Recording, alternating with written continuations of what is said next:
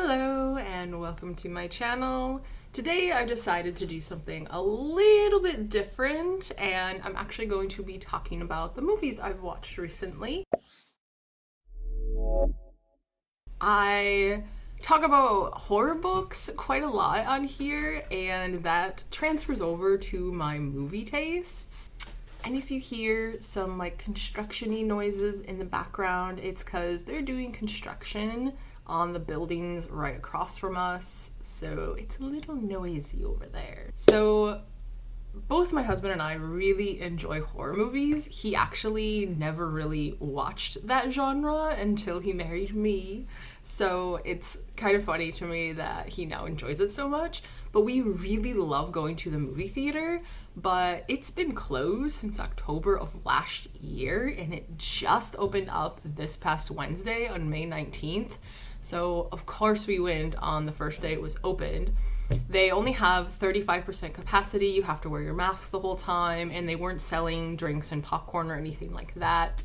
So it was a bit different of an experience, but it just felt good to be in a movie theater again. So I'm just going to be talking about the movies that, Ori is chasing his tail apparently, that I've watched in like the past 2 weeks. And it's just 4 of them. It's nothing major. I just wanted to try this because I like talking about the horror genre a lot. I like talking about books. I like talking about movies.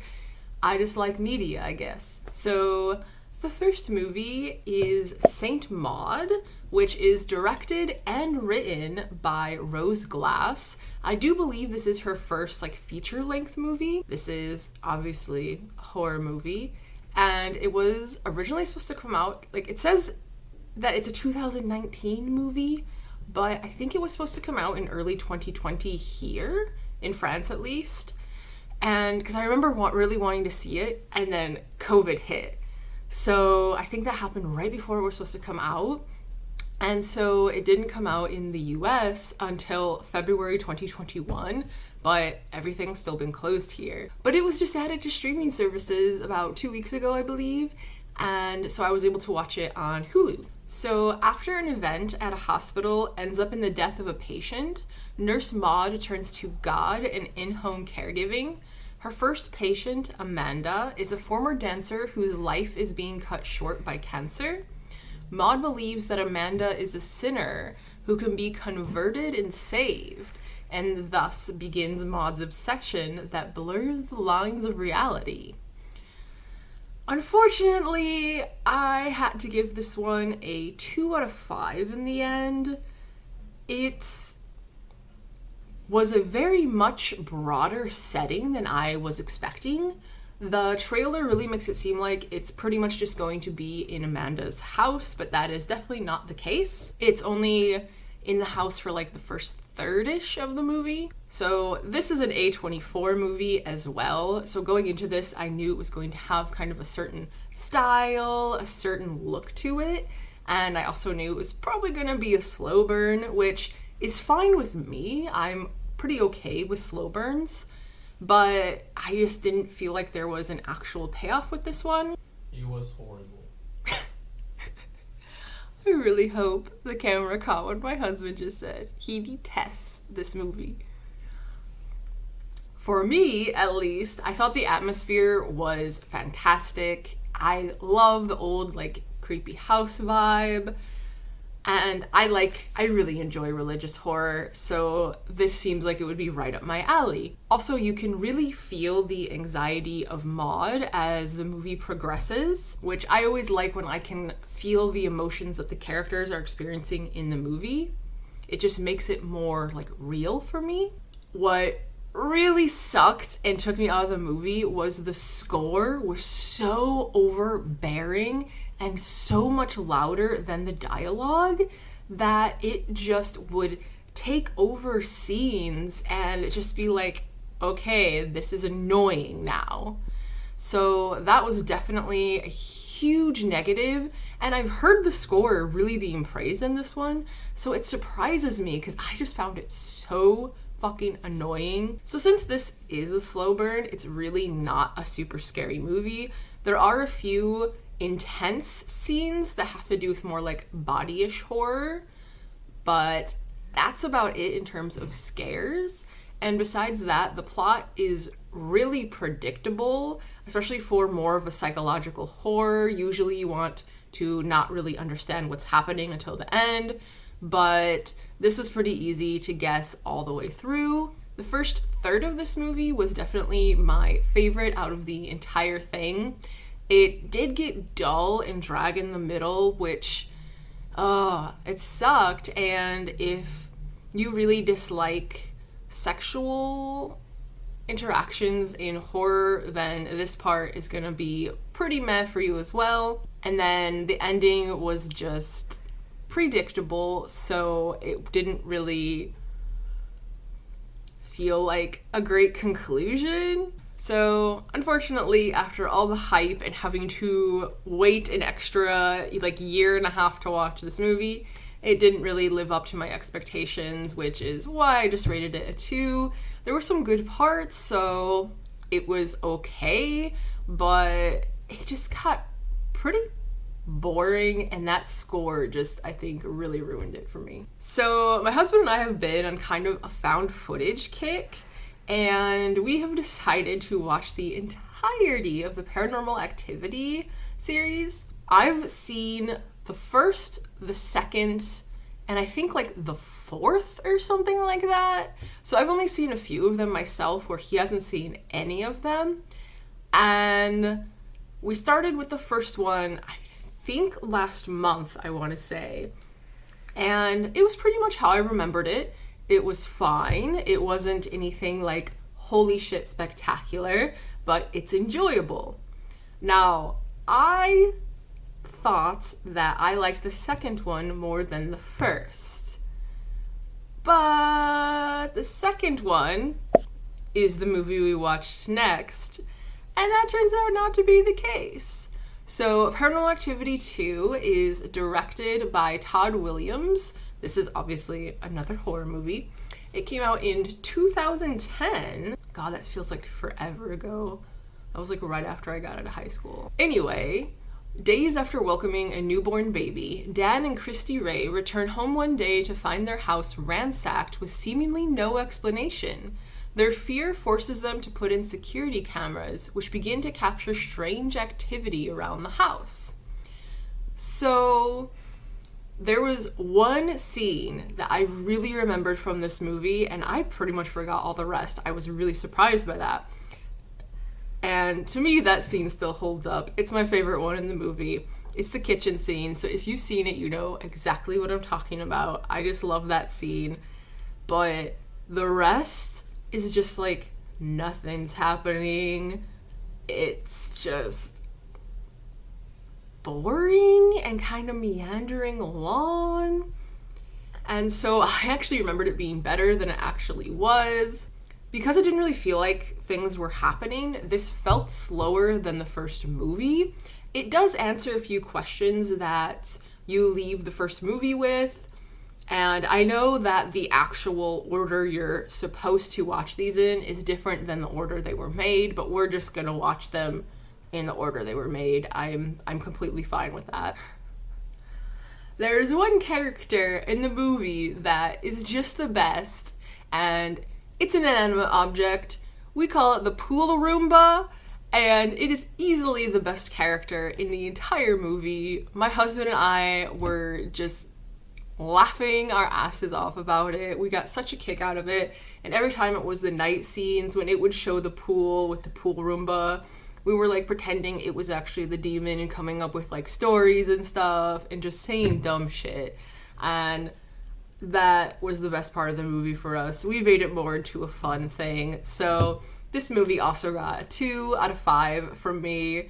It was just not very good. It's okay, and us kind of making fun of it as it went is probably what made it more enjoyable. This next movie I had absolutely no plans on watching. I had been wanting to watch it, but it wasn't on any streaming services that I had. But my friend Lacey mentioned the book, and I didn't know there was actually a book of this. And she said that you can watch it on Tubi, which is a free streaming service. So that very same day, I ended up watching it, and that is Practical Magic. This came out in 1998. It is a romantic comedy and is directed by Griffin Dunn. So this movie is about Sally and Gillian Owens. They are born into a magical family, but they've mostly avoided witchcraft themselves. But then Gillian's vicious boyfriend, Jimmy Angelov, dies unexpectedly, and the Owens sisters give themselves a crash course in hard magic. With policeman Gary Hallett growing suspicious, the girls struggle to resurrect Angelov and unwittingly inject his corpse with an evil spirit that threatens to end their family line. So, going into this, the only thing I really knew is that it has to do with witches. It has witchy vibes, which is right up my alley. So, it's something that's kind of been on my radar, but like I said, it was never on any streaming service, so it's just like, I'll watch it when I can watch it. So this was a bit of a pleasant surprise, seeing that it was available. However, the description of this movie makes it sound a lot more dark and intense than what it actually is. The whole, climax of the movie is, 2 seconds long, and it kind of took me off guard how short it was. It was just odd, and the whole pacing of this movie was just weird in general. It just didn't feel right or smooth, and the entire movie felt all over the place. It's supposed to be more of a romantic comedy, but it had the comedy bits in the beginning, and then it went into a more serious movie, and it just felt like the genres were jumping around a little too much, and the scenes were as well, to be fair. So overall, it just didn't really feel as cohesive as a movie as I thought it was going to be. However, the house they live in this movie is fucking goals. I would take that house in a heartbeat. That place is gorgeous. So I actually gave this a 3 out of 5 in the end. I enjoyed it. With the pacing, it did feel like it dragged and got a little boring because it felt like it kind of lost what it was doing. But I did like the witchy vibes, I loved the house, and the main story itself was fine. So especially for an older movie, it was okay. Lastly, we have the movie that we went and saw in the theater. So it's the first movie we've seen in theaters this year, and the first movie we've seen in theaters since August of last year. Now this is an anime movie, and that is Demon Slayer, the movie, Mugen Train. This came out in 2020 in Japan, I believe, but it's just now made its way to the States. And since theaters just opened here, it's one of the first movies available here. This is directed by Haru Sotozaki, and I gave this a 4 out of 5. So this is the best movie that I've watched this month so far. So the summary of this movie is Tanjiro, Inosuke, and Zenitsu board the Infinity Train on a new mission with the Fire Hashira Rengoku to defeat a demon who has been tormenting the people and killing the demon slayers who oppose it. So it's a very simple description. It's based off of an anime that has had 1 season so far, but I think that season was 24 episodes or something.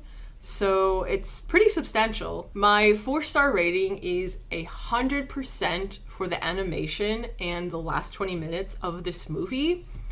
So right when the opening scene started, I gasped. It was a forest shot, and I thought it was real at first. It was so gorgeous. And that's been one of the main appeals of this anime in general, is that the animation is just done so well, and the fighting animation is really unique, and I just love it so much. I watched this in Japanese with French subtitles, so that was a bit different, but I've done that before for some other movies, so it wasn't that big of a deal. And honestly, I could have watched it in any language with any language subtitles because I would just be admiring the animation the entire time. So the first 2/3 of this movie, I really couldn't get into as much as I was expecting. It did feel a bit like a stereotypical anime movie, and it was fine and it was gorgeous, but it was just all right, this is stuff we've seen before. It's not that big of a deal, really. It's fine.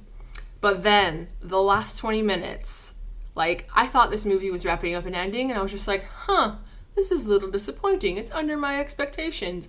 And then, bam, we have this amazing scene that, oh my God, I cried, I gasped, I thought everything was gorgeous, it was emotional, it was amazing, it was everything that I had wanted this movie to be, but it just sucked that it waited till the very end to get there. So I still gave it a 4 out of 5 because just the feeling that I left the theater with justifies that rating.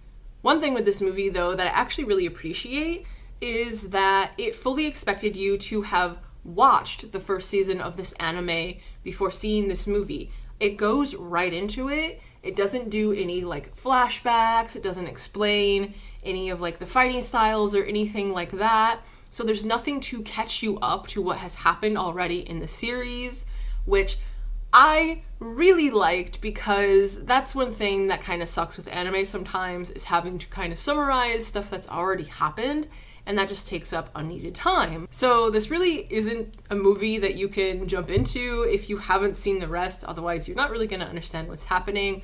But it's a gorgeous movie, so you can appreciate that either way. And that's all. Those are all the movies that I've watched so far in the month of May. I have no idea how often I'm going to do videos like this. I just wanted to try something new.